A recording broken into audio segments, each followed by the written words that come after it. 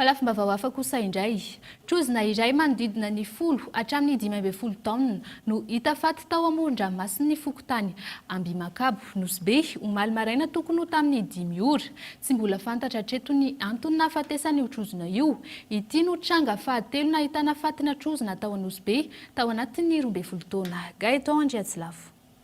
Baleine iray tombanana ho 4 metatra ny halavany, 4 metatra ny sakany, 2 metatra sy 4.5 ny ahavony, ary mety anodidina ny 10 hatramin'ny 12 taona ny lanjany, no hita faty eo amin'ny torapasika ao Befefika, Fokotany Ambimakabo manakaiky ny aéroport Fasen na Nosy be.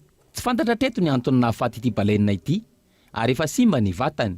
Raha ny fahitana azy teny an-toerana, efa maty tany anaty ranomasina izy io ka natsipy nionja an-tanety. Araka ny nambaran'ireo mponina ao an-toerana, tokony ho tamin'ny 5 ora maraina ny alahady no nahitana ity fatana baleine ity teto amin'ny torapasika, raha natosiky ny rano nandritry ny alina.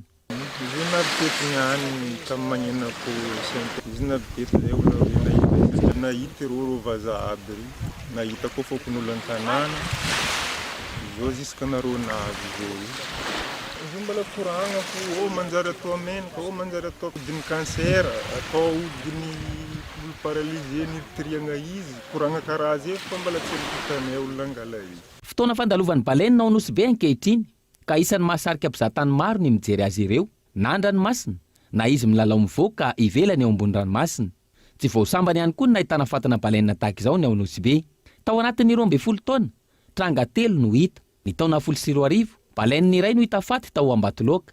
Ny taona 2010 ny faharoa tao Mahatsinja, ary ny fahatelo ity tao Befefika ity.